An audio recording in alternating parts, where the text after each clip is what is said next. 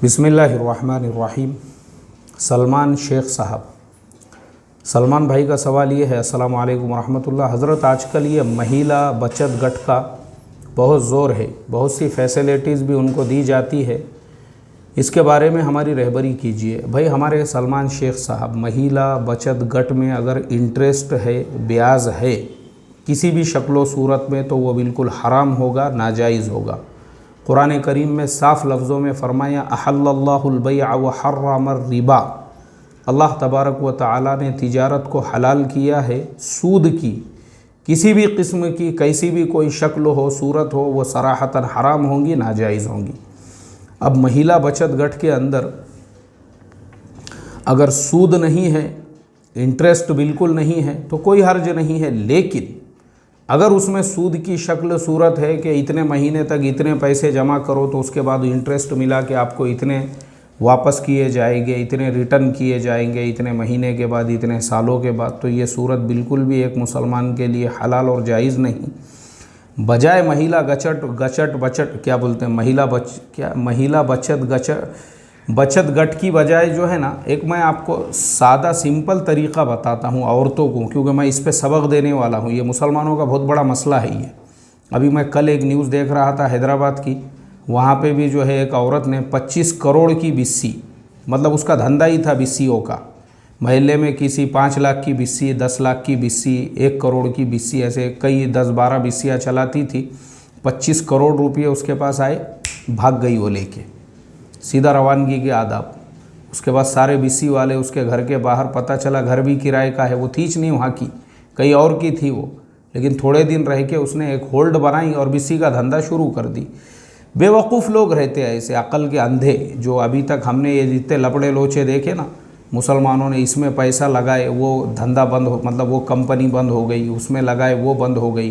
बेंगलुरु में, हैदराबाद में, बहुत सारी जगह पे ऐसे वाक़यात जो पेश आए, ये सिर्फ बेवकूफ़ी है, ये सरासरी अक़ल का अंधापन है। ये आपके पास में पैसा है, मैं आपको बताता हूँ ना, हज़ारों तरीक़े हैं पैसे को डबल करने के या पैसे को जो है बढ़ाने के। अभी मैं आपको बताऊँ, मैंने आज से सिर्फ साल भर पहले, मेरे ख़्याल से साल भर पहले की ही बात है, साल या सवा साल हुआ होगा, यानी 2019 का नवंबर दिसंबर ऐसा कुछ टाइम था। मैंने मेरे फेसबुक के ऊपर पोस्ट किया था, मैं बोला देखो चांदी का रेट 30-32 हज़ार रुपये कुछ किलो था, ख़रीद के डाल दो, मैं बोला उस टाइम पे। तो मुझे एक साहब ने फ़ोन किए, उन्होंने बोले मौलाना मैं ख़रीद सकता हूँ बिल्कुल। मैं बोला देखो मर्ज़ी आपकी है, मैंने सिर्फ मशवरा दिया, चांदी है, सोना है, ये टाइम है सही ख़रीदने के लिए, क्योंकि आगे जो है इसका रेट बढ़ने के चांसेस है। तो वो साहब जो है उन्होंने लीगल तरीक़े से, इलीगल नहीं, लीगल तरीक़े से जो है उन्होंने चांदी अच्छे क्वांटिटी में ख़रीद के रख दी है।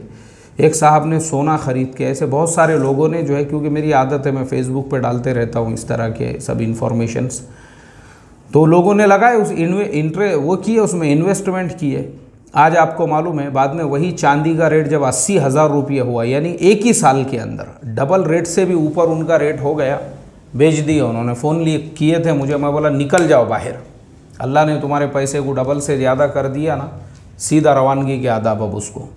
तो क्या होता है, हज़ारों तरीक़े हैं, लीगल तरीक़े से करो ना। ये जो बचत गट वगैरह से बेहतर ये है, कोई भी आप बैंक में, अपना SBI बैंक है, दूसरे जो बैंक है, यूनियन बैंक है, बड़ौदा बैंक है, ये सब बैंकों में अकाउंट ओपन करके रोज़ वहीं ले जाके थोड़े थोड़े पैसे जमा करने का। आजकल तो बैंकों के बाहर मशीन लगी हुई है, उसमें पैसे डाल दो आप, आपके अकाउंट में जमा हो जाते, लाइन लगाने की भी ज़रूरत नहीं है।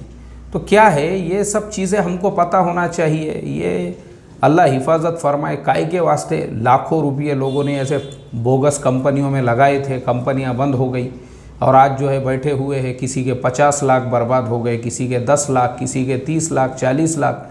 क्यों? तरीक़ा ही नहीं मालूम है। इन्वेस्टमेंट के जो है लीगल तरीक़े भारत में क्या क्या है, और पैसा लगा के पैसा कमा सकते आप उसके ज़रिए से, ऐसा है। हम भी इन्वेस्टर हैं, हम खुद भी, लेकिन हमारे जो तरीक़े हैं, हम पहले जो RBI गाइडेंस है उसकी रहबरी में, सेबी उसकी रहबरी में उन्होंने किसको ऑथोराइज़ किया हुआ है, लीगलाइज़ किया हुआ है, और जो वो बताते हैं ना कि इसमें उसमें फालतू में पैसे मत लगाओ, वरना ये तुमको टोपा करके निकल जाएंगे। काय को लगाने का वैसे के अंदर? आपका खून पसीने की मेहनत से कमाया हुआ 25 करोड़ वो औरत के पास बिस्सी जमा कर रही।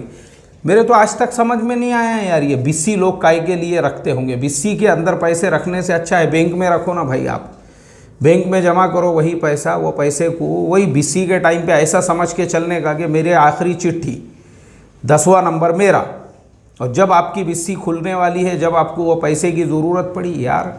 और गवर्नमेंट के एतबार से हज़ारों फ़ायदे हैं उसके। अगर आप बैंक में पैसा रखते हैं, आप उसका साल को IT रिटर्न भरते हो, या आप जो है सर्टिफिकेट आपको मिलता है इनकम टैक्स की तरफ से, या फिर आप जो है ये सब लीगल तरीके से करने का है। 5 लाख रुपये तक आपको एक पैसे का भी उसमें जो है ना इनकम टैक्स का टेंशन है ना कुछ है। ये सारी बातें पता होना चाहिए, मालूम होना चाहिए, मगर अब क्या करेंगे? गली मोहल्ले में करोड़ों की बिस्सियाँ चल रही है, बिस्सी वाला भाग गया, हो गया टोपा, अल्लाह हिफाजत फरमाए। तो ये जो है ना इंटरेस्ट वाली, सूद वाली जो शक्लें सूरतें हराम है, नाजायज़ है, अल्लाह हिफाजत फरमाए। अस्सलामु अलैकुम व रहमतुल्लाहि व बरकातुहू।